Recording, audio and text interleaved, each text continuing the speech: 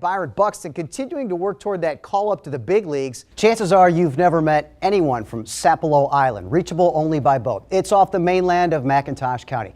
There's one community on the island with descendants dating back to the 1700s. Hog Hammock is the home of Kansas City Chiefs lineman Alan Bailey. At Grayson Stadium in Savannah, Ken Slats, WSAV Sports.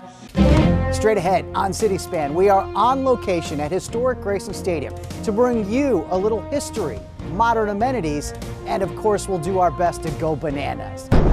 And welcome to City Span on location at historic Grayson Stadium, home of baseball and football for nearly a century. I'm your host, Ken Slats. While much of the attention has been on the west side of downtown Savannah, the Arena Canal District, more than 115,000 fans came this year. So what's next for the new Potassium Princes of Savannah? We have 50 kids a week for 7 to 8 weeks, depending on the school year. So behind me you can see one of the classes right now. They're learning about agomographs and creating an optical illusion where they take opposites and they put them together in one piece of art. Right here, they're working on mixed media ice cream cones. You want to hold it up for them? All right, looking good, guys. This is the assemblage box project. They're working with texture and negative space within these boxes that they're creating. Who's the artist that you guys are doing this after? Louise Nevelson. This is our oldest group in here. So they are working on Van Gogh's sunflowers with chalk pastels. They've been working with glue and they're smearing them right now, as you can see.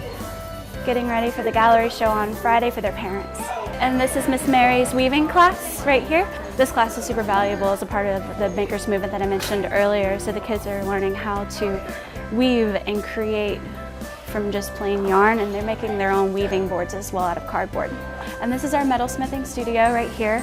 In this room we do glass fusing, we do metal work.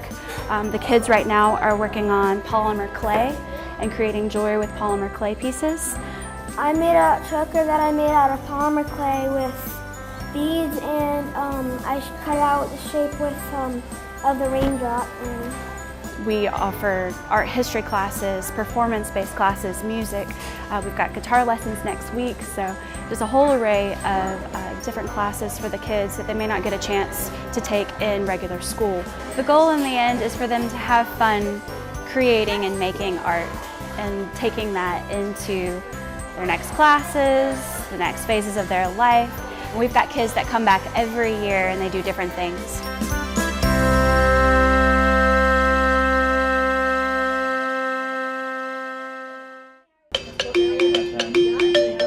We've got our clay wheels outside and they're practicing and playing on the wheel. What's your name?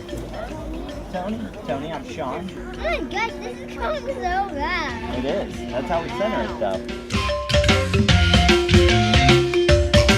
This is our indigo and shibori and tie-dye station in the warehouse. The little cloths here, and they're going to fold them in different ways to make different patterns, kind of like regular tie-dye, but this is called shibori.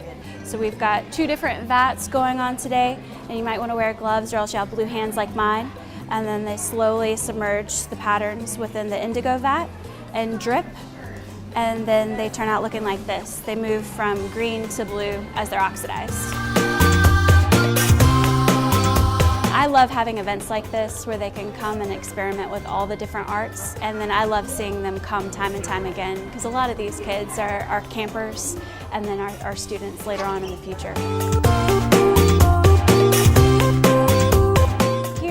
Black box theater, we've got shadow drawing, so they can trace themselves and then they can take it over and decorate it and add different aspects to it and textures. They really enjoy that, and it's a lot of fun being here in the dark and then shining the light. And then you can bring it back here and you can cut out the face and you can add different pieces of paper. We got all the scrapbook paper right here, and then glue and markers and crayons. We got Scott from Puppet People. Hey. We on the news? Oh, hey, how's it going? Their teachers are here as well, and so it just keeps the relationships going and keeps the community growing together. What is that? A puppet? What's its name? Abigail. Oh, she's so beautiful. I did the bottom at the top. It kind of sticks out. What color was it? Gray. They're building a foundation for the arts, and they have these wonderful fun experiences, and hopefully they remember them forever and they want to build upon them.